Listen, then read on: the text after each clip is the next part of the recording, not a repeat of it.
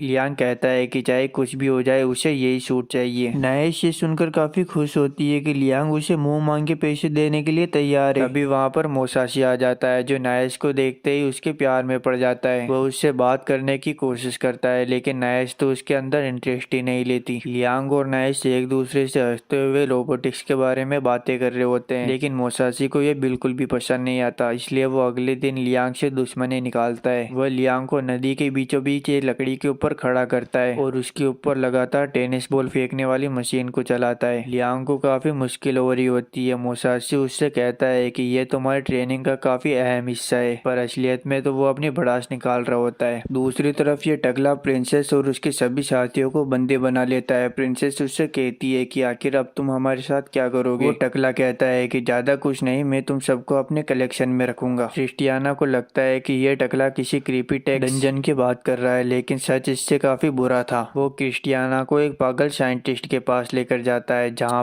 पर वो देखती है कि जमीन के ऊपर एक अजीब सा क्रीचर पड़ा हुआ है और उसे पता चलता है कि यह उसी की शिप का एक मेंबर है जिसे इन लोगों ने एक्सपेरिमेंट कर करके ऐसा बना दिया। ये टकला साइंटिस्ट को कहता है कि क्रिस्टियाना की आंखें इसके हाथों में लगाना ताकि ये अपने बदसूरती को देख सके और इस समय क्रिस्टियाना टियाना की रूह कांप रही होती है। दूसरी तरफ लियांग के प्लेनेट के ऊपर सब कुछ अच्छा चल रहा होता है और सभी लोग काफी खुश होते हैं। उन्हें विश्वास ही नहीं हो रहा था कि उनका नया राजा इतना अच्छा और काबिल है, और वह सभी यही बात कर रहे होते हैं कि आखिर लियांग अब क्या करने वाले हैं। पर इन लोगों को क्या पता है कि लियांग ने इकोनॉमी के एक बड़े हिस्से को ही रोबोट के ऊपर उड़ा दिया। लियांग कहता है कि मुझे एक बार इसे ट्राई करना है। नाइस कहती है मैं इसे आपके लिए सेट कर देती हूँ। अब लियांग रोबोट के ऊपर बैठ जाता है, जहाँ पर वो रोबोट अपने नए मालिक को स्कैन करता है, यानी कि अब लियांग के अलावा इस रोबोट को कोई नहीं चला सकता। नाइस कहती है कि आपको इसे चलाने के लिए अपनी इमेजिनेशन को नॉर्मल से कहीं ज्यादा स्ट्रॉन्ग करना पड़ेगा। और लियांग जैसे ही पहला कदम बढ़ाता है तो वो रोबोट नीचे गिर जाता है। पर लियांग हार नहीं मानता, उसने इस सिचुएशन के लिए अपने आप को प्रिपेयर किया हुआ था। वह वापस से खड़ा होता है, धीरे धीरे करते हुए वह एक एक कदम आगे चलता है और बाहर आ जाता है। नाइस भी हैरान होती है कि लियांग इस रोबोट को पहली बार यूज कर रहा है, लेकिन इसके बावजूद उसका कंट्रोल इतना अच्छा है। नाइस लियांग के कुछ ज्यादा ही पास आने लगती है तो लियांग का ध्यान भटक जाता है और वह अपनी इमेजिनेशन का असली कमाल दिखाने लगता है। उसकी इमेजिनेशन इतनी तगड़ी होती है कि रोबोट भी रिएक्ट करने लगता है। मोसाशी और बाकी सबको लगता है कि लियांग नाइस के साथ रोबोट के ऊपर ही शुरू हो गया, लेकिन यह तो बस लियांग की इमेजिनेशन थी। इधर बटलर भी खुश हो रहा होता है कि आखिरकार लियांग ने रोबोट्स के अलावा भी किसी चीज के बारे में सोचा। इधर मोसाशी काफी ज्यादा गुस्सा होता है, इसलिए वो अपना गुस्सा अगले दिन लियांग के ऊपर निकालता है। वह वापस से उसे टेनिस बॉल वाली प्रैक्टिस कराता है, जिसमें लियांग की हालत खराब हो जाती है। ट्रेनिंग खत्म होने के बाद अमागी लियांग के पास आती है। वह लियांग को समझाती है कि मोसाशी उसे उल्लू बना रहा है, असलियत में मोसाशी को कुछ नहीं आता। लेकिन लियांग गलत समझ लेता है। वह सोचता है कि शायद वो स्वॉर्ड प्रैक्टिस के लिए बना ही नहीं है और उसने मोसाशी की बताई हुई बातों को ठीक से नहीं सीखा। लेकिन तभी उसके दिमाग में कुछ आता है। वह सोचता है कि फिजिकली किसी चीज को टच किए बिना काटना या तोड़ना पॉसिबल ही नहीं है, लेकिन इस दुनिया में मैजिक भी एग्जिस्ट करता है। शायद मैं मैजिक की मदद से वे ऑफ द फ्लैश को मास्टर कर सकता हूँ। लियांग इसी काम में लग जाता है और दिन रात बस मैजिक की मदद से उस लकड़ी के गट्टे को काटने की कोशिश करता है और फाइनली वो ये सब सीख भी जाता है। और एक दिन वो अपने सामने मोसाशी को बुलाता है, जहाँ पर वह उससे कहता है कि मैंने स्वॉर्ड ऑफ द फ्लैश सीख ली है। मोसाशी अपने मन में सोचता है कि ऐसी कोई टेक्निक ही नहीं होती तो ये क्या करके दिखाएगा, शायद ये झूठ बोल रहा है। पर तभी लियांग अपनी तलवार को निकालता है और पल भर में ही लकड़ी के गट्टे को मैजिक की मदद से काट देता है। लियांग को वे ऑफ द फ्लैश का यूज करते हुए देखकर मोसाशी की आंखें बाहर आ जाती है, लेकिन वह अपने कूल लुक को मेंटेन करते हुए लियांग से कहता है तुमने बहुत अच्छा काम किया, आखिरकार तुमने ये सीख ही लिया, लेकिन इसके अलावा भी तुम्हें बहुत कुछ सीखना है। यह कहकर वह वहाँ से जाने लगता है, लेकिन असलियत में मोसाशी की हवाइयाँ उड़ी हुई थी। इधर लियांग अपने महल में चिल कर रहा होता है, तभी अमागी उसे बताती है हमने बढ़ते कर्ज की वजह से जो ग्रह गिरवी रखा हुआ था वहाँ पर पायरेट्स ने हमला कर दिया है। मैंने वहाँ पर रिसोर्सेस लगाए थे ताकि थोड़ी इनकम जनरेट होती रहे, लेकिन अब वो पायरेट्स उसे हथियाना चाहते हैं। हमारे सोल्जर उनका मुकाबला कर रहे हैं पर वो ज्यादा देर तक नहीं टिक सकते। लियांग अमागी से पूछता है कि इस सिचुएशन में हमें क्या करना चाहिए। अमागी एक प्लान बताती है। वह कहती है कि हमें प्लेनेट के ब्लाइंड स्पॉट पर कुछ सोल्जर्स को भेजना पड़ेगा और वहाँ से वो उन लोगों के ऊपर हमला करेंगे, जिससे उन्हें सरप्राइज मिलेगा। लियांग इसके लिए राजी हो जाता है। वह अपने साथियों से कहता है कि जल्दी फोर्स को तैयार करो और मेरा सूट भी बाहर निकालो, हम लोग जाकर उनकी धज्जियां उड़ा देंगे। लेकिन बटलर कहता है कि माय लॉर्ड आप नहीं जा सकते, आप इस प्लेनेट के लॉर्ड हो, अगर आपको जंग के अंदर कुछ हो गया तो काफी गड़बड़ हो जाएगी। लियांग कहता है कि उसे कुछ नहीं होगा, बल्कि मोसाशी की सिखाई हुई ट्रिक का वो इस्तेमाल करेगा और अपनी पावर्स को आजमाएगा। लियांग की पूरी सेना जल्दी से उस प्लेनेट के पास जाती है, जहाँ पर अमेगी लियांग को शिप के कैनन से प्लेनेट की ओर शूट करती है। लियांग रॉकेट की स्पीड में आता हुआ एक सोल्जर को खत्म कर देता है और जैसा अमेगी ने बताया था वो ब्लाइंड स्पॉट की बजाय सीधा उस झुंड में घुस जाता है और सभी को एक एक करके मारने लगता है, यहाँ तक कि कोई भी उसका सामना नहीं कर पाता। तभी अचानक से लियांग के पीछे दो सोल्जर आ जाते हैं। लियांग उन्हें देख नहीं सकता था, लेकिन वो उन्हें सेंस कर लेता है और उन्हें एक बार में ही खत्म कर देता है। यह सारा मोसाशी की टेनिस बॉल ट्रेनिंग का कमाल है। लियांग एक बजूका को समन करता है और सभी सोल्जर के ऊपर एक एक करके चलाने लगता है। सभी पायरेट्स की हालत खराब हो जाती है। वह सब सोचते हैं ये हमें एक एक करके निशाना बनाकर शूट कर रहा है, अगर हम सब अलग अलग हो जाए तो ये कितनों को ही शूट कर लेगा, लेकिन वो सब अलग होने के बजाय एक ही लाइन में आ जाते हैं। लियांग इसी का फायदा उठाते हुए अपने स्वॉर्ड ऑफ द फ्लैश का इस्तेमाल करता है और जितने भी लाइन में सोल्जर्स होते हैं उन सभी को बीच में से काट कर रख देता है। बाकी बचे सभी सोल्जर्स डर कर वहाँ से भागने लगते हैं। लियांग किसी को भी भागने नहीं देना चाहता, इसलिए वो अपने सुपर मैजिकल हैंड का इस्तेमाल करता है, पर ये वैसा नहीं होता जैसा वो चाहता था। वो मैजिक हैंड को शूट करता है और एक बार मैजिक हैंड की मार किसी को पड़ जाए तो वो जिंदा नहीं बचता। तभी लियांग के पास नाइस और अमेगी आ जाते हैं। लियांग नाइस से कहता है कि मैंने तुम्हें ऐसा नहीं बनाने के लिए कहा था, पर नाइस उसे समझाती है, तुम कह रहे हो ऐसा पॉसिबल ही नहीं है, अगर तुम्हारा हाथ वापस ही नहीं आए तो उसमें बहुत ज्यादा खर्चा होगा। अमेगी लियांग से माफी मांगती है कि जितने भी सोल्जर्स उसके ऊपर हमला करने के लिए आए थे उनमें से 60% वहाँ से भाग गए और 30 को उसने खत्म कर दिया और 10% को उसने बंदी बना लिया है। लियांग कहता है कि टेंशन लेने की कोई जरूरत नहीं, वैसे भी हमने ये लड़ाई जीत ली है। इधर इस टकले को खबर मिलती है कि इसने जो आर्मी भेजी थी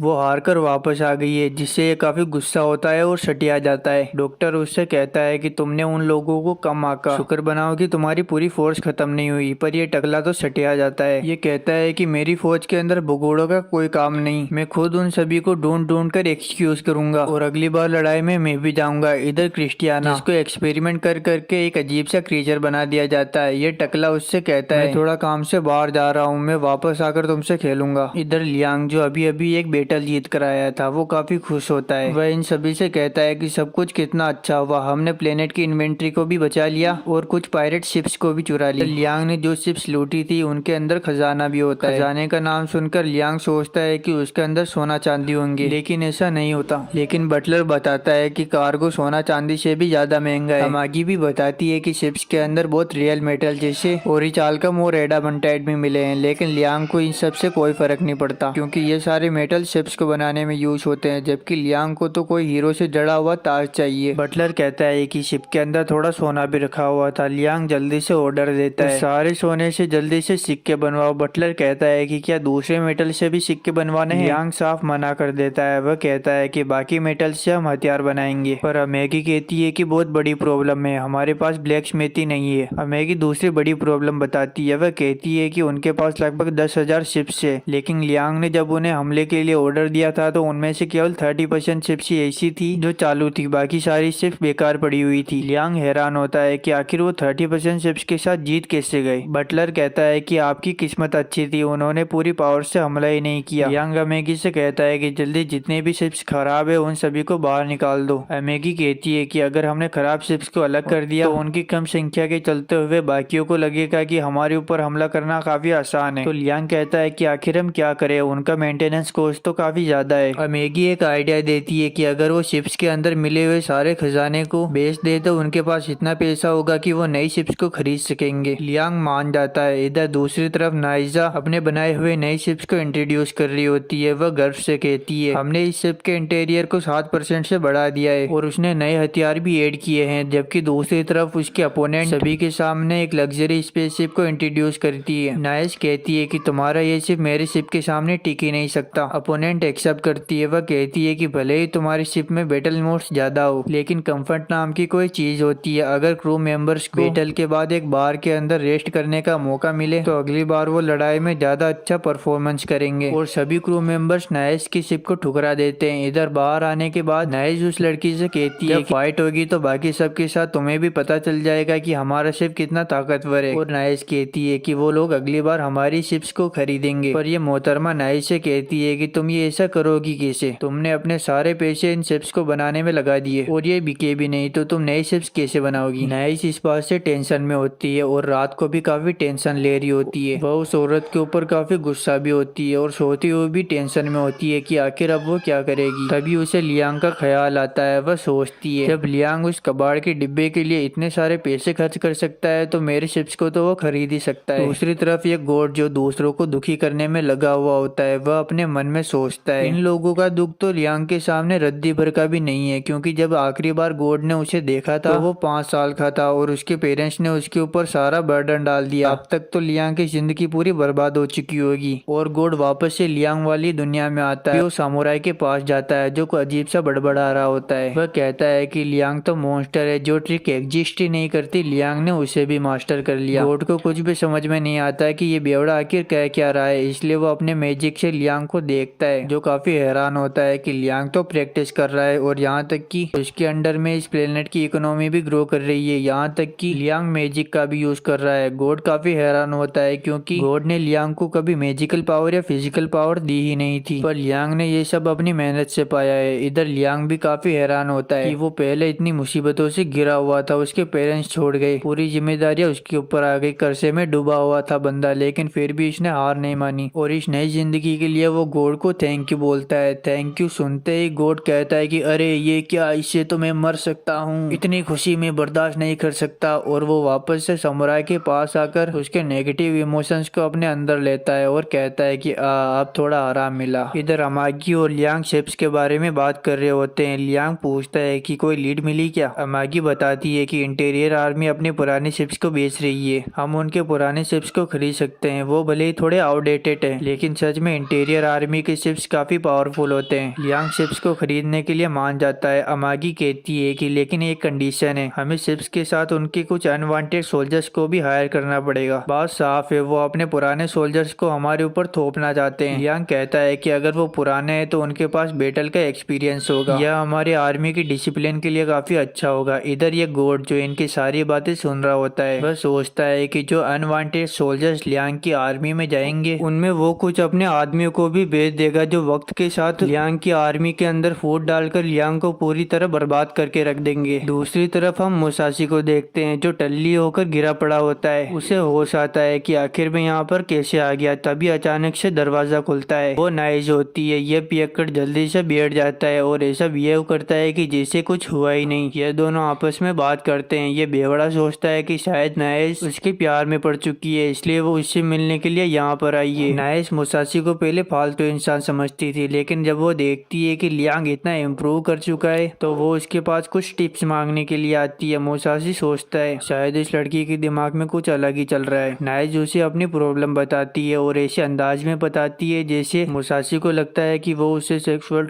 टिप्स मांग रही है। यह सुनते ही मुसाशी उसे टिप्स बताने लगता है और अपने सबसे गंदे और घटिया फैंटेसीज के बारे में बताने लगता है, जिन्हें सुनकर नाइस भी एक बार के लिए हैरान हो जाती है। मुसाशी सोचता है कि शायद अब तो वो गया, लेकिन नाइस कहती है स्टोकिंग भी पहन लूं। मुसाशी सोचता है कि आखिर इस लड़की को कुछ फर्क क्यों नहीं पड़ा, तो मुसाशी कहता है कि हाँ तुम वो भी पहन सकती हो। नाइस उसे थैंक यू कहकर वहाँ से निकल जाती है और सीधे लियांग के महल के अंदर आ जाती है और उसी तरह के कपड़े पहनती है जो मुसाशी ने उसे पहनने के लिए कहा था। वो ऐसे अंदाज में आती है कि लियांग को पता चल जाता है कि जरूर ये कुछ बेचने के लिए आई है। नाइस सीधे लियांग को अपने शिप्स बताने लगती है। वह कहती है कि मैं इन शिप्स को तुम्हें बेचना चाहती हूँ। लियांग कहता है कि हमें नहीं चाहिए, हमने पहले ही काफी सारे शिप्स खरीद लिए हैं। नाइस शिप्स बेचने की काफी ट्राई करती है, लेकिन लियांग नहीं मानता और आखिर में नाइस अपने स्पेशल मूव का इस्तेमाल करती है और अजीबोगरीब तरीके से पोज देने लगती है। उन सभी पोजेस को देखकर लियांग की पुरानी यादें बाहर आ जाती है, जहाँ पर उसकी बीवी अपने फायदे के लिए दूसरों को अपने शरीर का झांसा देकर फंसाया करती थी। लियांग को पता होता है कि नाइस ऐसी नहीं है, वो बस अपने शिप्स को बेचने की ट्राई कर रही है। लियांग फाइनली शिप्स खरीदने के लिए मान जाता है। लियांग अमागी से पूछता है कि आखिर अब हम कितने शिप्स अफोर्ड कर सकते हैं। अमागी बताती है कि लगभग 300 शिप्स। लियांग ऑर्डर दे देता है। नाइस भी खुश हो जाती है। वह कहती है कि मैं जल्द ही इन सारे शिप्स की डिलीवरी करवा दूंगी, आप पैसे बाद में देंगे तो भी चलेगा। और जैसे ही वो वहाँ से जाने लगती है तो अपने पैरों में ही उलझकर वहाँ पर गिर जाती है। उसे गिरता देखकर लियांग कहता है कि इसके शिप्स काफी स्ट्रॉन्ग है, ये काफी सुंदर है, लेकिन लड़की काफी अजीब है। नाइस कॉरिडोर में आकर अपने असिस्टेंट से कहती है कि जल्दी 300 शिप्स का इंतजाम करो। वह बंदा भी हैरान होता है। वह पूछता है कि आखिर इन शिप्स को खरीदा किसने। नाइस कहती है कि तुम उसकी टेंशन मत लो, ये सब मेरे लुक्स और चार्म का कमाल है।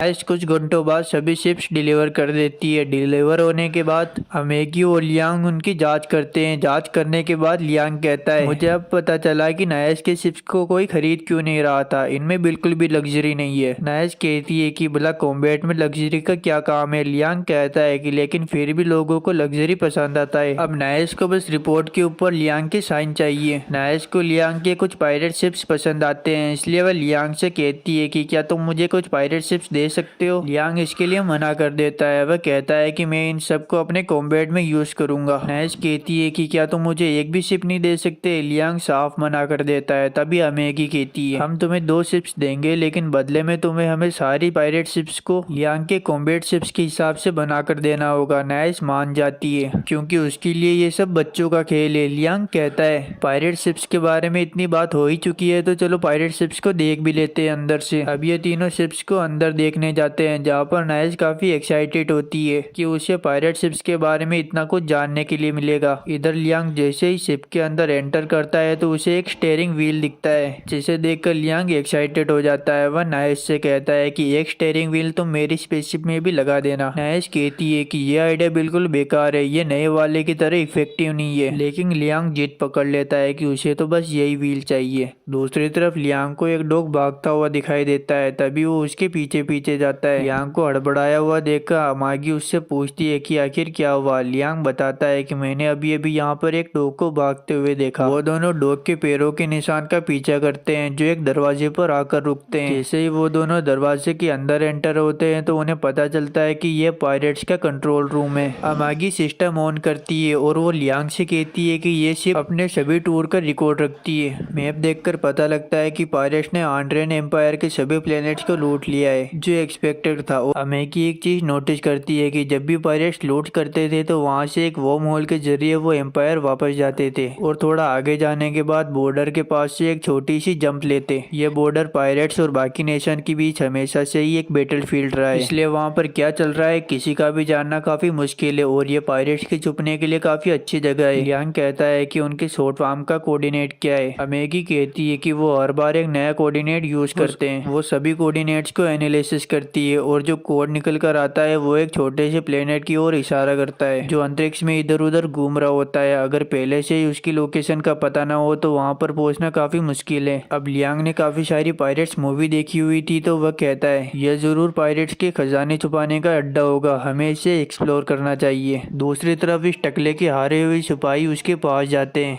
ये टकला भी हैरान होता है कि आखिर हम उन चूजों से कैसे हार गए। ये कहता है मैं उस लियांग और उसके एम्पायर को नहीं छोड़ूंगा, मिट्टी में मिलाकर रख दूंगा। पर उससे पहले ये भागकर आए हुए सिपाहियों को एक कैप्सूल के अंदर रखकर उड़ा देता है और लियांग से फाइट करने के लिए उसके प्लेनेट की ओर चला जाता है। दूसरी तरफ लियांग की पूरी आर्मी उस ट्रेजर प्लेनेट को ढूंढने के लिए निकलती है। प्लान ये होता है कि वो डिमोन वर्म गेट से अंदर जाएंगे और पल्मोना गेट से बाहर निकलेंगे, लेकिन जब अमागी गेट से निकलने का परमिशन मांगती है तो उन्हें मना कर दिया जाता है। लियांग कहता है कि आखिर क्या दिक्कत है। अमेगी बताती है कि रास्ते का टोल यानी कि चार्ज अभी तक पे नहीं हुआ है। तभी वर्म होल का ऑपरेटर लियांग की शिप को कॉल करता है। वह उन्हें बताता है वर्म होल का क्रिएशन डिस्टेंस और जंप के हिसाब से होता है और इसी के हिसाब से चार्ज लगता है। अब जब लियांग अपनी पूरी आर्मी को लेकर होल से बाहर निकलेगा तो उसका चार्ज भी काफी ज्यादा होगा। लियांग कहता है कि हम चार्जेस बाद में दे देंगे, लेकिन ऑपरेटर कहता है कि ऐसा नहीं हो सकता। लियांग उनसे रिक्वेस्ट करता है लेकिन ऑपरेटर कहता है कि बेनफील्ड फैमिली का रिकॉर्ड इतना खराब है कि उन्हें लोन भी कोई नहीं देगा, इसलिए वो उन्हें नहीं जाने दे सकते। लियांग सोचता है कि अगर वो एम्पायर पैसे लेने के लिए गया तो पेट्रोल का काफी ज्यादा खर्चा आएगा। अब लियांग अपने कॉलेज की कम्युनिकेशन स्किल को यूज करने के बारे में सोचता है। लियांग ऑपरेटर से कहता है कि मुझे तुम्हारे मैनेजर से बात करनी है। ऑपरेटर कहता है कि मैं ही मैनेजर हूँ। लियांग गुस्से में कहता है कि अब मैं खुद आ रहा हूँ तुम्हारे पास चिल्लाने के लिए। अमेगी उससे कहती है मैनेजर ने एक बार मना कर दिया तो उसके पास जाकर चिल्लाने का क्या फायदा। पर लियांग को अपने ऊपर काफी ज्यादा कॉन्फिडेंस होता है। दूसरी तरफ ये टकला जो पल्मोना गेट से डिमोन गेट की ओर बढ़ता है, यह ऑपरेटर को वर्म होल क्रिएट करने के लिए पैसे देता है। यहाँ तक कि वो उन्हें कुछ एक्स्ट्रा पैसे भी दे देता है ताकि वो उससे ज्यादा सवाल जवाब न करे। ऑपरेटर पल्मोना गेट से डिमोन गेट की ओर वर्म होल को क्रिएट कर देते हैं और ये टकला उसके अंदर चला जाता है। दूसरी तरफ लियांग मैनेजर से बात कर रहा होता है कि प्लीज हमें वर्म होल से जाने दो, पर ऑपरेटर टच से मस नहीं होता। लियांग उसके सामने हाथ जोड़ता है लेकिन ऑपरेटर नहीं मानता। तभी ऑपरेटर को एक कॉल आता है। वह लियांग से कहता है कि मुझे इस काम के अलावा भी बहुत सारे काम है और यह कहकर वो वहाँ से चला जाता है। तभी लियांग को वापस से वही डॉग दिखाई देता है और वो उसके पीछे पीछे जाता है और वर्म होल के ऑपरेटिंग सिस्टम के पास पहुंच जाता है। वो सिस्टम के अंदर देखता है कि पहले से ही किसी ने पल्मोना गेट और डिमोन गेट को जोड़ा हुआ है। वो सोचता है कि शायद उसकी रिक्वेस्ट काम कर गई और ऑपरेटर वाले मान गए, लेकिन वह देखता है कि वर्म होल की दिशा गलत डायरेक्शन में है, पल्मोना गेट से डिमोन गेट की ओर, जबकि लियांग को तो डिमोन गेट गेट से पल्मोना गेट की ओर निकलना है। लियांग उस वार्म होल की डायरेक्शन चेंज करके डिमोन गेट से पल्मोना गेट की ओर कर देता है। इधर ये टकला जो पल्मोना गेट के अंदर एंटर हो चुका है, बेचारों को क्या पता कि लियांग ने उसकी डायरेक्शन ही चेंज कर दी। बताती है कि किसी ने मैनेजर से बात करके वार्म होल की परमिशन दे दी है। लियांग वापस से शिप के अंदर आता है। वह मैगी से पूछता है कि आखिर किसने हमारी मदद की, और जिसने उनकी मदद की होती है वो होती है नाइस। नाइस कहती है कि तुम लोगों ने भी मेरी मदद की, ये तो मेरा फर्ज था। अब क्योंकि लियांग ने पहले ही वार्म होल को डिमोन गेट से पल्मोना गेट की ओर मोड़ दिया है, तो वो अपनी पूरी आर्मी को वार्म होल के अंदर चलने के लिए बोलता है और वो सभी वार्म होल के अंदर एंटर हो जाते हैं। दूसरी तरफ ये टकला, ये अभी भी वार्म होल के अंदर ही होता है। इसे कुछ गड़बड़ लगती है। ये अपने साथियों को बोलता है कि इतनी देर क्यों लग रही है। इसका साथी चेक करता है। वह बताता है कि हम बस एग्जिट के पास पहुंचने वाले हैं। यह सुनकर ये टकला भी खुश होता है और जैसे ही ये टकला आर्मी वार्म होल के बाहर निकलती है तो ये बैटलफील्ड के अंदर पहुंच जाती है, जहां पर इनके सामने लगभग 1 लाख बैटलशिप्स खड़ी होती है जो इनके ऊपर अटैक कर देती है। इधर लियांग की पूरी आर्मी जो वार्म होल के गेट को लगभग पार कर चुकी होती है। अब इन्हें ट्रेजर प्लेनेट के पास पहुंचने के लिए बस थोड़ी सी जंप लेनी पड़ती है और जैसे ये जंप लेकर बाहर निकलते हैं तो वो ट्रेजर प्लेनेट बस इनके सामने ही होता है। ट्रेजर प्लेनेट के चारों ओर लगभग 20,000 पायरेट शिप्स होती है जो लियांग की आर्मी से लगभग 5 गुना है, लेकिन उनमें से अधिकतर डिस्चार्ज पड़ी होती है। लियांग जल्दी से फायरिंग का ऑर्डर देता है और सारी शिप्स धीरे धीरे करके तबाह होने लगती है। इधर लियांग अपने आर्मर सूट को भी पहन लेता है और मैगी उसे बैटलफील्ड के अंदर फायर कर देती है। लियांग पायरेट्स के ऊपर हमला बोल देता है। कुछ पायरेट्स काउंटर अटैक करते हैं लेकिन वो लियांग का कुछ नहीं बिगाड़ सकते। लियांग की आर्मी उन पायरेट्स की आर्मी के ऊपर भारी पड़ती है, इसलिए पायरेट्स की आर्मी वहां से भागने लगती है। लियांग मैगी को ऑर्डर देता है कि जो पायरेट्स बचकर यहाँ से भाग रहे हैं उनके पीछे बाकी सोल्जर्स को लगा दो, तब तक मैं प्लेनेट के अंदर जाकर ट्रेजर को ढूंढने की कोशिश करता हूँ।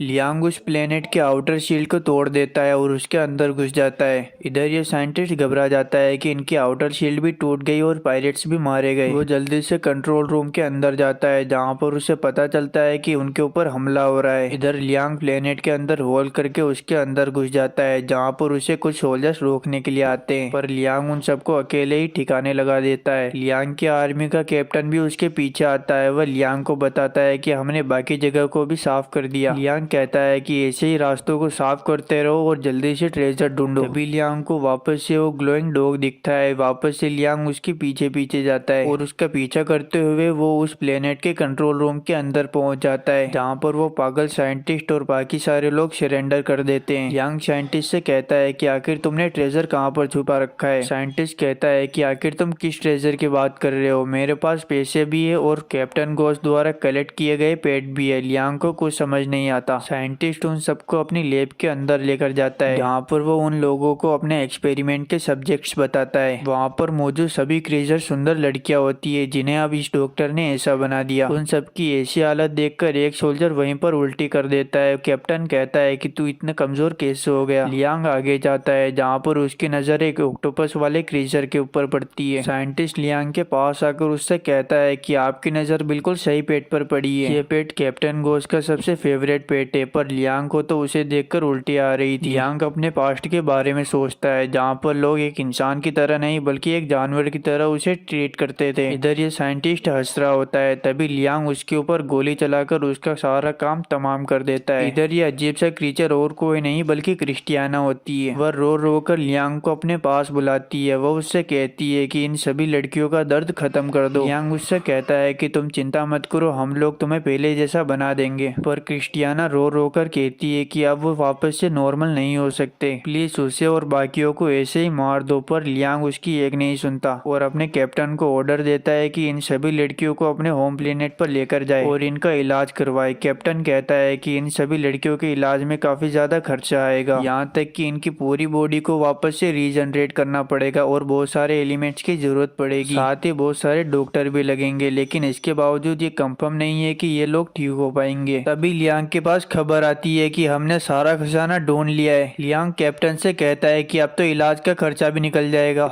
इधर क्रिस्टियाना जो अब अगली बन चुकी है वो फूट फूट कर रो रही होती है। अब हमें क्रिस्टियाना का पास्ट दिखाया जाता है जहाँ पर क्रिस्टियाना होली एम्पायर की प्रिंसेस नाइट है। ये लोग पायरेट्स का शिकार किया करते थे। ये इतने ताकतवर थे कि पायरेट्स इनके सामने टिक ही नहीं पाते थे। यहाँ तक कि क्रिस्टियाना ने भी कई पायरेट्स को मौत के घाट उतारा था और वो कैप्टन घोष यानी कि वो टकला लड़ाई के दौरान क्रिस्टियाना से डरकर भाग गया था, लेकिन उसने धोखे से क्रिस्टियाना और उसके साथियों को बंदी बना लिया। उसी के सामने उसके प्लेनेट को तबाह कर दिया। यहाँ तक कि जब क्रिस्टियाना को बंदी बनाया हुआ था और क्रीचर बनाने की बात कर रहा था तो वो क्रिस्टियाना से कहता है तुम इन सभी में से एक लड़की को चूज करो जिसे मैं सबसे आखिर में पेट बनाऊंगा। क्रिस्टियाना एक लड़की को चूज करती है जो काफी डरी हुई थी, लेकिन ये टकला उसी लड़की को सबसे पहले एक्सपेरिमेंट के लिए चुन लेता है। क्रिस्टियाना चिल्ला रही होती है कि इसके साथ ऐसा मत करो, लेकिन कोई भी नहीं सुनता और देखते ही देखते उसके एक साथी को उसके सामने ही अजीबोगरीब क्रीचर बना दिया जाता है। टकला क्रिस्टियाना से कहता है कि इसके बाद अब तुम्हारी बारी है। क्रिस्टियाना लिटरली भीख मांग रही होती है कि प्लीज मुझे कुछ मत करो, मुझे जाने दो, तुम जो कहोगे मैं वो करने के लिए तैयार हूँ। लेकिन ये दोनों नहीं मानते और ये टकला साइंटिस्ट से कहता है कि इसकी आंखें इसके हाथों में लगाना ताकि ये अपनी बदसूरती को देख सके। क्रिस्टियाना कहती है कि आखिर तुम मुझे बदसूरत क्यों बनाना चाहते हो। टकला कहता है कि मैं खुद भी बदसूरत हूँ, इसलिए मैं चाहता हूँ कि दुनिया की सारी खूबसूरत लड़कियां बदसूरत हो जाए। और वो डॉक्टर क्रिस्टियाना को एक अजीबोगरीब क्रीचर के अंदर बदल देता है। अब हम प्रेजेंट में देखते हैं जहाँ पर लियांग एक बड़ी बैटल जीत कर आया हुआ होता है। तभी वहाँ पर नाइस उछलते हुए आ जाती है। लियांग सोचता है कि ये जरूर कुछ बेचने के लिए आई है। नाइस उससे कहती है कि तुमने इतना सारा ट्रेजर लूटा, उससे तुम कुछ शिप्स तो खरीद ही सकते हो। लियांग साफ मना कर देता है। वह कहता है कि मुझे उनकी जरूरत नहीं।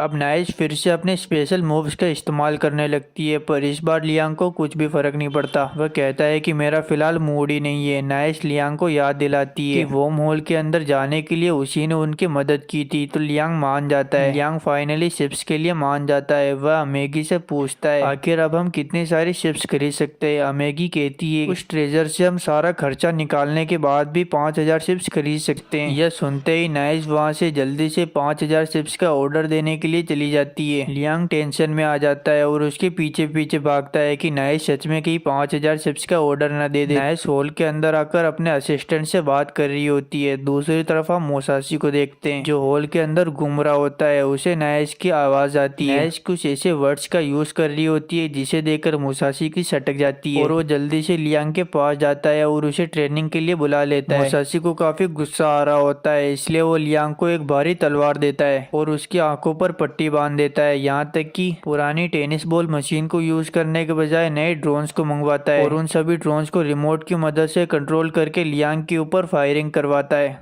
लियांग को काफी दिक्कत हो रही होती है और काफी चोट भी सहनी पड़ रही होती है। लियांग कहता है कि आखिर वो एक तलवार से इतनी सारी बॉल्स को हिट कैसे करेगा। मोसासी कहता है कि तुम बहाने बना रहे हो, तुम दिल से कोशिश करोगे तो सब कुछ मुमकिन है। इधर लियांग जो काफी मुसीबत में होता है वह सोचता है हो सकता है कि मैं फिजिकली इन हमलों से न बच पाऊँ, लेकिन जैसे मैंने वन ऑफ द फ्लैश को मैजिक की मदद से सीखा था वैसे ही मैं इस मुसीबत से मैजिक की मदद से निकल सकता हूँ। यह कहकर वो अपने चारों ओर एक बैरियर बनाने की कोशिश करता है और थोड़ा ध्यान लगाने के बाद वो फाइनली अपने चारों ओर बैरियर को क्रिएट कर लेता है। इधर मोसासी को अपनी आंखों पर विश्वास नहीं हो रहा था कि लियांग ये सब कर सकता है। अब लियांग वापस से सभी बॉल को काउंटर करता है जिससे सारे ड्रोन्स टूट जाते हैं। वह अपनी आंखों की पट्टी हटाता है और मोसासी से पूछता है कि आखिर उसने कैसा किया। पर इधर मोसासी का तो भूत बन चुका था, उसे समझ नहीं आ रहा था कि आखिर वो क्या करे, इसलिए वह चुपचाप वहाँ से जाने लगता है। लियांग कहता है कि आप कहाँ जा रहे हैं, अब तुम सब कुछ सीख चुके हो, अब मुझे जाना है। लियांग उसे रोकता है, कहता है कि मुझे अभी और सीखना है। मोसासी चिल्लाकर कहता है कि मैं भी एक स्टूडेंट हूँ, मुझे भी अभी बहुत कुछ सीखना है। चिंता मत करो, तुम ऑफिशियली ग्रेजुएट हो चुके हो और स्वॉर्ड ऑफ द फ्लैश का मास्टर बन चुके हो, तुम इस टेक्निक को पूरे ब्रह्मांड में फैलाना। लियांग इसके लिए मान जाता है और खुद के ऊपर गर्व करता है। असलियत में मोसासी की फटी हुई थी कि अगर लियांग को पता चल गया कि वो नकली समुराई है तो लियांग उसे पल भर में ही मार सकता है, इसलिए वो डरकर वहाँ से भाग जाता है। लियांग वापस से उस गॉड को थैंक यू बोलता है और थैंक यू सुनकर वो गॉड जल्दी से दूसरे ब्रह्मांड में भाग जाता है।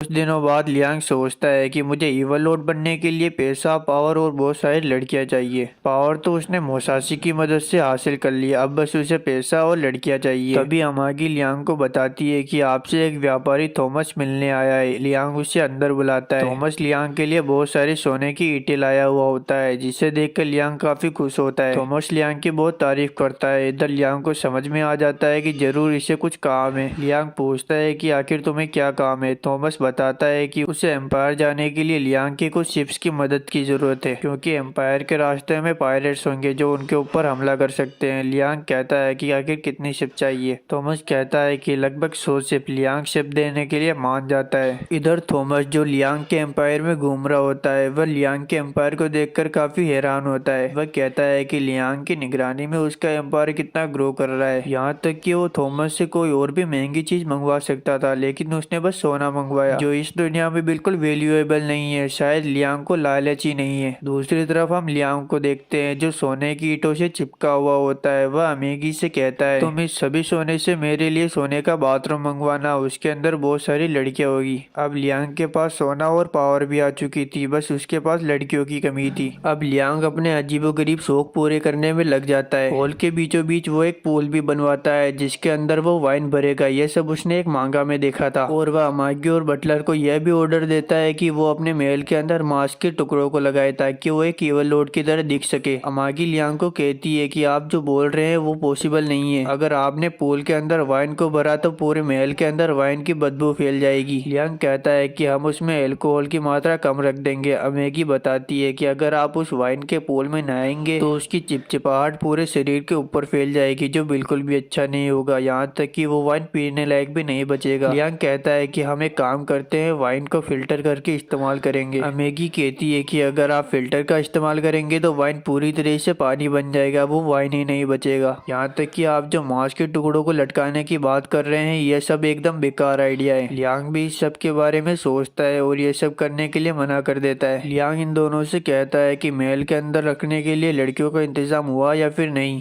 बटलर कहता है कि आपको कितनी लड़कियां चाहिए। लियांग कहता है कि मुझे कम से कम 100 लड़कियां चाहिए। लियांग अपने मन में सोचता है कि 100 नंबर इतना ज्यादा है कि शायद ये लोग मेरी डिमांड को पूरा ही नहीं कर पाएंगे। लियांग अमागी से पूछता है कि आखिर मेरे हार्म के फर्स्ट डे में कितनी लड़कियों को बुलाया जाएगा। अमागी बताती है कि आपके हार्म के फर्स्ट डे में लगभग 1000 लड़कियों को बुलाया जाएगा। लियांग ये सुनकर हैरान होता है। इधर बटलर भी कहता है, आप इस एम्पायर के लॉर्ड हो, आपको अपने जीवन साथी चूज करने के लिए कम से कम 1000 ऑप्शन तो होने ही चाहिए। यहाँ तक कि आप लॉर्ड हो, इसलिए आपको कोई भी लड़की मना नहीं करेगी। लियांग कहता है कि मुझे वो लड़कियां नहीं चाहिए जो मुझे पसंद करे, मैं एक ईवल लॉर्ड हूँ, इसलिए मुझे वो लड़कियां चाहिए जो मुझे बिल्कुल भी पसंद न करें। अमेगी कहती है कि आप लॉर्ड हो, इसलिए आपको कोई भी लड़की नापसंद नहीं करेगी। लियांग डिसाइड करता है कि वो खुद पूरे एम्पायर में घूमकर ऐसी लड़कियों को ढूंढेगा जो उसे पसंद नहीं करती है। लियांग अपने ही एम्पायर में घूमने लगता है और लड़कियों को ढूंढने लगता है। उसे एक लड़की मिलती है, वो उससे बात करने की कोशिश करता है। तभी वो लड़की भी उसमें इंटरेस्ट दिखाती है, क्योंकि लियांग हैंडसम लग रहा होता है। वह लड़की लियांग के पास आकर नाक से गुब्बारा फुलाने लगती है। लियांग को काफी अजीब लगता है। वह अपने आसपास देखता है जहाँ पर सभी लड़कियां यही कर रही होती है। वह उस लड़की से पूछता है कि आखिर ये है क्या। वह लड़की बताती है कि यह आजकल का नया फैशन है जो काफी क्यूट है। लियांग का दिमाग घूम जाता है और वो वापस अपने महल में आ जाता है, लेकिन वो अपने लिए भी एक गुब्बारा खरीद लेता है। लियांग अमागी से पूछता है कि आखिर तुम्हें ये गुब्बारा कैसा लगता है। अमागी कहती है, ये गुब्बारा आजकल का नया फैशन है और ये काफी क्यूट है। लियांग तुरंत उसे निकालकर पैरों से कुचल देता है। वह कहता है कि ये आखिर कैसा फैशन है, आखिर ऐसे फैशन को बनाया किसने। अमेगी बताती है कि यहाँ के लोग यहाँ का फैशन खुद ही बनाते हैं। लियांग ऑर्डर देता है कि इस गुब्बारे को एम्पायर में पूरी तरीके से बैन कर दो। लियांग कहता है कि अब से मैं इस एम्पायर के फैशन को डिजाइन करूंगा, जल्दी से एक सबसे फेमस मॉडल को बुलाओ। अमेगी कहती है कि यह हमारे लिए अच्छा नहीं होगा, उसका किराया हमारे पूरे साल के बजट के बराबर है। लियांग मना कर देता है उसे बुलाने के लिए। लियांग सोचता है कि अब हम क्या करें। अमेगी कहती है कि हम महल में काम करने वालों को भी यूज कर सकते हैं, क्योंकि महल के अंदर काम करने के लिए भी लड़कियों का सुंदर होना जरूरी है। लियांग मान जाता है। इधर हम क्रिस्टियाना को देखते हैं, जिसको अपना पूरा शरीर वापस से मिल चुका है। उसे अपनी आंखों पर विश्वास नहीं हो रहा था। वह अपने पास में खड़ी लड़की से पूछती है कि आखिर उसे किसने बचाया। वह बताती है कि आपको इस एम्पायर के किंग लियांग ने बचाया है। उन्होंने सभी लड़कियों को वापस से पहले जैसा करने का ऑर्डर दिया है, यहाँ तक कि इसमें बहुत ज्यादा खर्चा आया और बहुत सारे डॉक्टरों की जरूरत पड़ी। क्रिस्टियाना कहती है कि आखिर कोई हमारे लिए इतना कुछ कैसे करेगा। वह डॉक्टर कहती है कि लियांग को जो अच्छा लगता है वो वही करते हैं, लेकिन आपको उनका एहसान चुकाना पड़ेगा। क्रिस्टियाना कहती है कि जिस किंग ने मुझे अपना शरीर वापस से दिलाया, मैं उसके लिए कुछ भी करूंगी, और पूरी तरह लियांग के ऊपर समर्पित हो जाती है। दूसरी तरफ लियांग के एम्पायर के लोग काफी खुश होते हैं। वह कहते हैं कि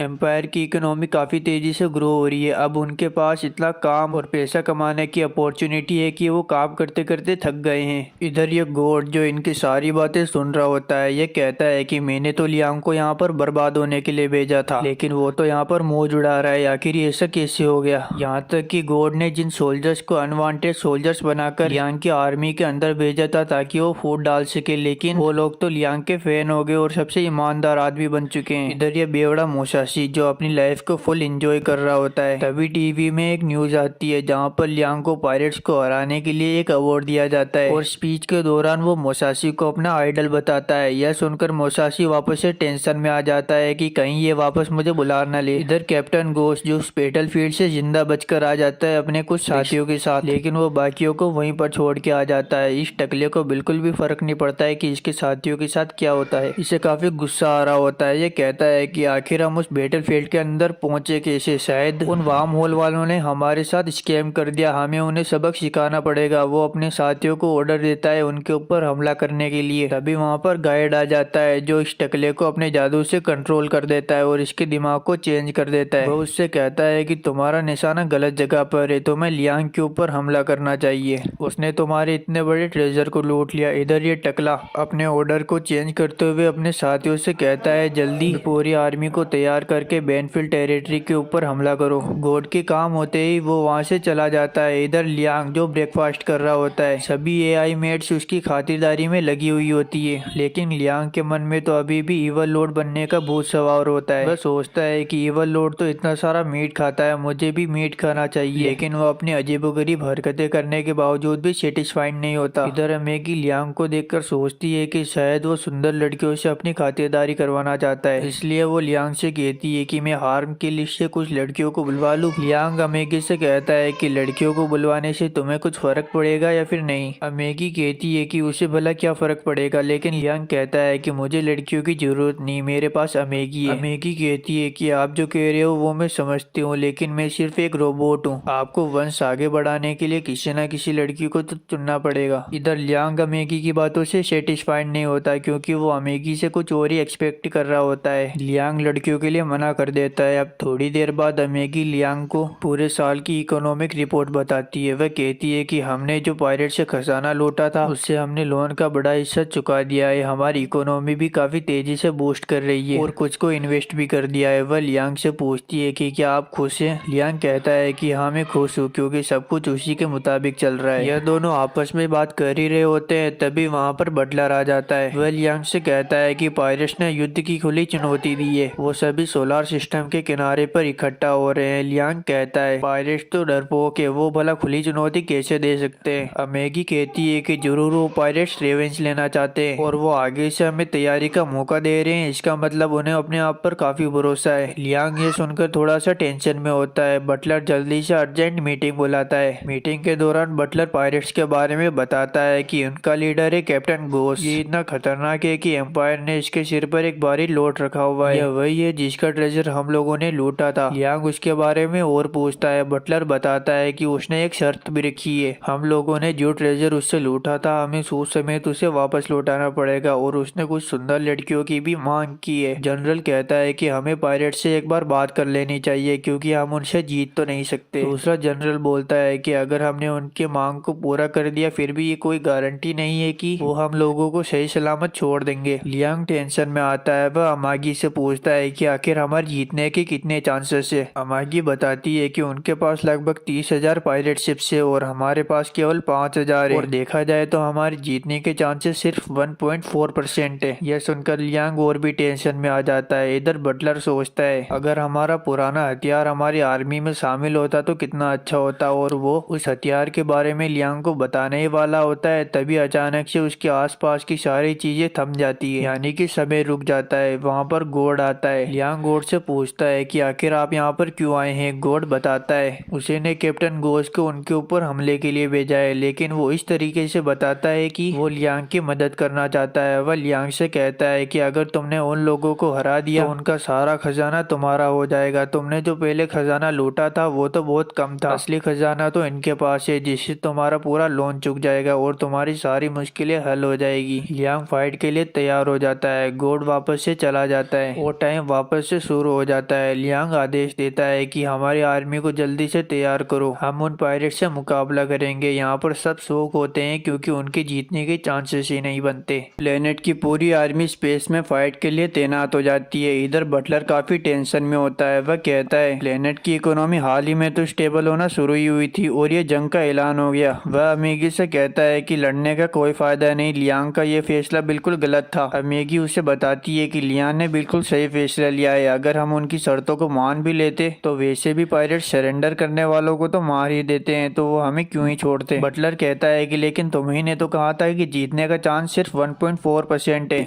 अमेगी कहती है मैंने कहा था, लेकिन हार मानने से अच्छा है हम उस 1.4% के साथ ही आगे बढ़े। पर इधर लियांग को तो कुछ फर्क नहीं पड़ता, चाहे उसके जीतने के परसेंटेज 1.4% ही क्यों ना हो, और उसे अपने ऊपर पूरा भरोसा होता है। दूसरी तरफ ये टकला जो मजे में वाइन पी रहा होता है, वो अपने सभी सोल्जर्स से कहता है जो भी लियांग को जिंदा पकड़ेगा मैं उसे इनाम दूंगा। इधर लियांग जंग के लिए पूरी तरीके से तैयार होता है, लेकिन कई घंटे बीतने के बावजूद फाइट शुरू ही नहीं होती, इसलिए लियांग पक जाता है। वह अपने क्रू मेंबर से कहता है आखिर ये लोग फायरिंग क्यों नहीं कर रहे। तभी एक सोल्जर लियांग को बताता है हम पहले से ही डिसएडवांटेज में है। लियांग सोचता है कि आखिर फाइटिंग से पहले कोई डिसएडवांटेज कैसे हो सकती है, दुश्मन तो हमारे आसपास भी नहीं दिख रहा। सोल्जर बताता है कि स्पेस में दुश्मन के शिप्स दिखना मतलब क्लोज कम्बैट है, पर लियांग को तो कुछ फर्क नहीं पड़ता, उसे तो बस धमाके चाहिए। तभी रेडार पर दुश्मन दिखाई देने लगता है। खबर आती है कि दुश्मन हमारे ऊपर से 500 शिप्स के साथ हमला कर रहा है। लियांग कहता है कि आखिर वो सिर्फ 500 शिप्स क्यों भेजेंगे, उनके पास तो 30,000 है ना। सोल्जर बताता है कि ये शिप्स उन लोगों की है जिन्होंने घोष को सरेंडर कर दिया था। लियांग गुस्सा होता है कि वो उन्हें चारे की तरह इस्तेमाल कर रहा है। वो फायरिंग का ऑर्डर देता है। सोल्जर कहता है कि हम उनके ऊपर फायरिंग तो कर देंगे, लेकिन उससे हमारी कॉम्बिनेशन थोड़ी बिगड़ सकती है। लियांग की आर्मी उन लोगों को रोकने के लिए उनके ऊपर फायरिंग कर देती है और उन सारे शिप्स को एक बार में ही उड़ा देती है, लेकिन फायरिंग की वजह से उनकी कॉम्बिनेशन थोड़ी बिगड़ जाती है। इसी का फायदा उठाते हुए घोष ने आर्मी को उनके ऊपर हमला करने के लिए आगे बढ़ने का ऑर्डर देता है, पर आगे बढ़ते ही उनकी शिप्स माइन से टकराने लगती है जो मैजिक की मदद से छुपाई गई थी। घोष को कोई फर्क नहीं पड़ता, वह अपने आर्मी को ऑर्डर देता है कि जल्दी से आगे की सोल्जर्स माइन से टकराकर रास्ता क्लियर कर दो, क्योंकि इस टकले के पास शिप्स और लोगों की कमी नहीं है। इधर लियांग यह देखकर काफी गुस्सा हो रहा होता है कि वह अपने लोगों को इस तरह से मरने के लिए छोड़ रहा है। अब दोनों आर्मी एक दूसरे के ऊपर फायरिंग शुरू कर देती है। दोनों को काफी नुकसान होता है, पर थोड़ी देर बाद घोष की आर्मी बैरियर का यूज करने लगती है और इधर लियांग की आर्मी थोड़ी टेंशन में आ जाती है। लियांग की पूरी आर्मी पीछे हटने लगती है। इधर इस टकले को लगता है कि ये लोग जीत रहे हैं और आगे बढ़ते हैं। कैप्टन डिसाइड करता है कि वो भी उन लोगों की तरह बैरियर को क्रिएट करके लियांग की शिप को प्रोटेक्ट करेगा। इधर लियांग कहता है कि आखिर वहाँ पर क्या हो रहा है। कैप्टन कहता है कि हम आपकी शिप को प्रोटेक्ट करने के लिए चारों ओर बैरियर लगा रहे हैं। लियांग कहता है कि अगर मेरी शिप के चारों ओर बैरियर लगाओगे तो आगे की शिप्स का क्या होगा। कैप्टन कहता है कि आप चिंता मत कीजिए, आपको बचाने के लिए चाहे जितने सोल्जर लग जाए हम सेक्रीफाइस करने के लिए तैयार हैं। लेकिन लियांग ये नहीं चाहता। वह कहता है कि वो एक ईवल लॉर्ड है और जो उसका है वो किसी को नहीं देता और जो उसे चाहिए वो छीन लेता है। उसकी सभी सोल्जर्स उसकी प्रॉपर्टी है और उन्हें इस तरह से कोई भी वेस्ट नहीं करेगा। कोई भी सोल्जर मुझे बचाने के लिए अपनी जान नहीं गवाएगा। वह मैगी को ऑर्डर देता है कि तुम इस मदरशिप को संभालो, मैं बैटलफील्ड के अंदर जा रहा हूँ।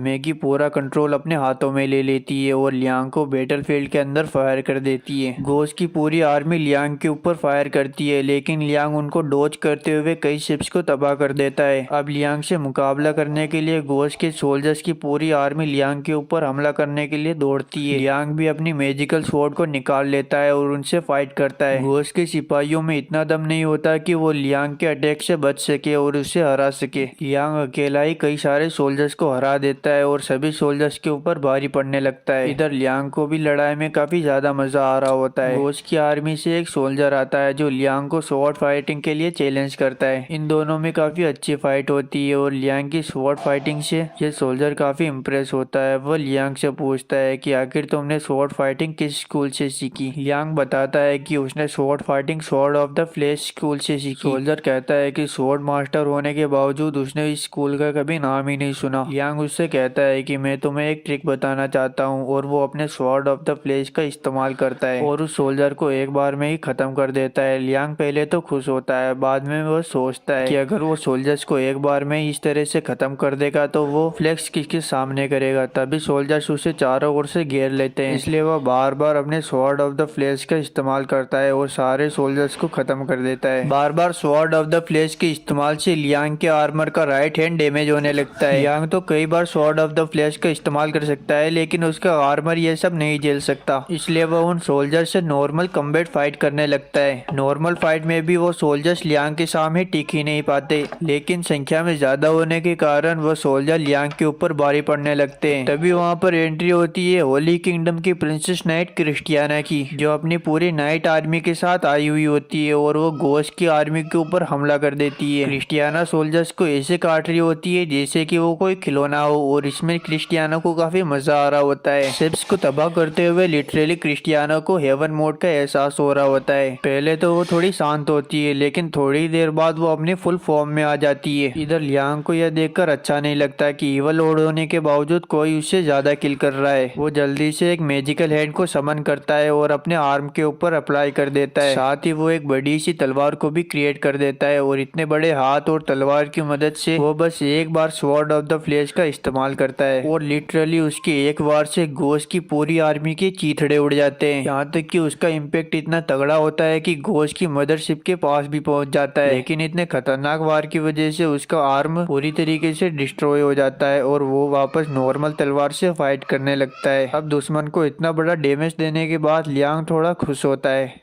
लियांग की फाइटिंग स्किल को देखकर क्रिस्टियाना भी काफी इम्प्रेस होती है और उसकी फैन हो जाती है। इधर लियांग अब दुश्मन की मदरशिप के ऊपर हमला करने की कोशिश करता है। वो अपना पूरा जोर लगा देता है और लगातार फायरिंग करता है, लेकिन वो दुश्मन की मदरशिप तक पहुंच ही नहीं पाता, क्योंकि उन्होंने मदरशिप के फ्रंट में बैरियर लगाया हुआ था। वह अमेगी से कहता है कि हमें इस बैरियर का कुछ करना पड़ेगा। अमेगी डिसाइड करती है, वह अपनी पूरी आर्मी को ऑर्डर देती है कि जल्दी से सभी अपना निशाना उस बैरियर को बनाओ। जब उसमें छेद होगा तो लियांग उसमें से मदरशिप के पास पहुंच जाएगा। लियांग की पूरी आर्मी उस बैरियर के ऊपर हमला करती है, जिससे उसमें थोड़ा छेद हो जाता है। इसी का फायदा उठाते हुए लियांग उस छेद से एंटर कर जाता है और मदरशिप के पास पहुंच जाता है। घोस्ट घबराने लगता है। वो अपने कमांडर को ऑर्डर देता है, जल्दी से कुछ साथियों को वापस से चलने के लिए बोलो और बाकियों को यहीं पर मरने के लिए छोड़ दो। हालांकि घोस्ट को बैटल फील्ड से भागना शोभा नहीं देता, लेकिन अभी उसकी फटी हुई थी। लेकिन काफी देर हो जाती है। लियांग मदरशिप के पास पहुंच जाता है और उसके ऊपर लगातार हमला करने लगता है। लियांग के पीछे पीछे उसकी पूरी आर्मी भी आ जाती है, जो शिप के अंदर एंटर हो जाती है। इधर ये टकला लियांग से घबराकर स्पेसशिप से भाग रहा होता है, पर ये भागेगा कहाँ पर स्पेसशिप से ही। दूसरी तरफ इस घोड़ की फटी हुई थी कि लियांग के जीतने के चांसेस तो इतने कम थे, लेकिन फिर भी उसने घोस्ट को हरा दिया। वो लियांग की इतनी खुशी को बर्दाश्त नहीं कर सकता था, इसलिए वो रूल्स को तोड़ने का डिसाइड करता है और घोस्ट को मैजिकल पावर देने के बारे में सोचता है। इधर लियांग की आर्मी जो शिप के अंदर एंटर हो चुकी है। तभी कैप्टन को कुछ अजीब लगता है और वो छत के ऊपर फायर करता है। वहाँ पर कुछ सोल्जर्स होते हैं जो गायब होने वाले सूट का इस्तेमाल कर रहे होते हैं। यह देखकर लियांग को विश्वास हो जाता है कि घोस्ट के पास पहले से कई ज्यादा खजाना है। कुछ और सोल्जर्स उनके ऊपर हमला करने के लिए वहाँ पर आ जाते हैं। लियांग अपने सोल्जर्स को वहीं पर रुकने के लिए बोलता है और खुद आगे बढ़ने लगता है, पर अपनी तलवार को निकाले बिना ही वो सारे सोल्जर्स को काट के रख देता है। लियांग बस अपने सोल्जर्स के सामने फ्लेक्स कर रहा होता है। सोल्जर्स को विश्वास नहीं होता है कि लियांग ने बिना तलवार निकाले ही उन सबको हरा दिया। लियांग अपने सोल्जर्स के साथ घोस्ट के कंट्रोल रूम तक पहुंचता है, जहाँ पर घोस्ट की आर्मी का कैप्टन होता है। वह काफी घबराया हुआ होता है। वह लियांग से कहता है कि प्लीज मुझे कुछ मत करना, मैं तो मजबूरी की वजह से घोस्ट के साथ था। वह कहता है कि मैं उस घोस्ट का साथ छोड़ चुका हूँ, मैं अब आपके साथ हूँ। यह कहकर वो लियांग के कदमों में गिर जाता है, लेकिन लियांग को यह सब पसंद नहीं आता और अगले ही पल उस आदमी की गर्दन लियांग के कदमों के नीचे होती है। दूसरी तरफ हम घोस्ट को देखते हैं जो छुप छुप कर भाग रहा होता है। तभी एक गॉड वहाँ पर आता है और घोस्ट को अपनी मैजिकल पावर देता है और उसके कान में कहता है कि जल्दी से लियांग को खत्म कर दो, और वहाँ से चला जाता है। इधर घोस्ट उस मैजिकल पावर को पाने के बाद एक राक्षस में तब्दील हो जाता है, जो काफी खतरनाक लग रहा होता है। गॉड कहता है कि अब तो लियांग इसके सामने कुछ भी नहीं कर सकता। दूसरी तरफ लियांग अपने सोल्जर्स के साथ होता है, जिसे वापस से वो ग्लोइंग डॉग दिखता है। लियांग बिना कुछ सवाल किए वापस से ग्लोइंग डॉग के पीछे लेके चला जाता है। वो ग्लोइंग डॉग उसे एक कमरे के अंदर लेकर जाता है जहाँ पर कुछ एंटिक पीसेस पड़े हुए होते हैं। वहाँ पर एक तलवार भी होती है जो लियांग को काफी पसंद आती है। वह कहता है कि अब से ये तलवार मेरी है। दूसरी तरफ कैप्टन घोष जो लियांग के कुछ सोल्जर से फाइट कर रहा होता है, कोई भी सोल्जर उसके सामने टिक नहीं पाता, वो उन्हें लगातार मारता ही रहता है। वह उनसे कहता है कि मुझे तुमसे नहीं लड़ना, मुझे लियांग से लड़ना है, जल्दी उसे मेरे सामने लेकर आओ। तभी उसके पीछे लियांग की एंट्री हो जाती है। लियांग उसे देखकर बिल्कुल भी नहीं घबराता। कैप्टन घोष लियांग के ऊपर मुक्का मारता है लेकिन लियांग उसके हाथ को ही काट देता है। वो वापस से दूसरा हाथ का इस्तेमाल करता है लेकिन लियांग दूसरे हाथ को भी काट देता है, पर मैजिक की वजह से घोष के दोनों हाथ वापस से रीजनरेट होने लगते हैं। लियांग वापस से उन दोनों को काट देता है। घोष जितनी बार लियांग के ऊपर हमला करता है लियांग उतनी बार उसके टुकड़े कर देता है। थोड़ी देर फाइट चलने के बाद घोष को समझ आ जाता है कि वो लियांग को नहीं हरा सकता। लियांग उसकी छाती पर पांव रखता है। इधर घोष घबरा रहा होता है। वह लियांग से कहता है कि प्लीज मुझे मत मारो, तुम जो कहोगे वो मैं करने के लिए तैयार हूँ। लियांग अपने कैप्टन से पूछता है कि क्या मैं इसे छोड़ दूं, तो कैप्टन कहता है कि इस जैसे राक्षस को तो मर जाना ही ठीक है। तभी घोष कहता है कि अगर मैं मर जाऊंगा तो तुम्हें खजाना कौन बताएगा। लियांग कहता है कि एक काम करते हैं, तुम्हें इंपीरियल आर्मी को सौंप देते हैं, फिर तुम इनसे ये बात करना। तो कैप्टन से कहता है कि इसे इंपीरियल आर्मी को सौंप देते हैं जिससे हमें अच्छा मुनाफा होगा। कैप्टन कहता है कि आप इसे मार देंगे तो अच्छा रहेगा। लियांग कहता है कि अगर मैं इसे मार दूंगा तो मुनाफा कम मिलेगा। कैप्टन कहता है कि ऐसे लोगों को इंपीरियल आर्मी को चाहे मरा हुआ सौंपो या जिंदा, उसका प्राइज मनी सेम ही रहता है। और पल भर में लियांग उसका काम तमाम कर देता है। फाइनली लियांग उन पायरेट्स को पूरी तरीके से खत्म कर देता है और इस फाइट को जीत जाता है।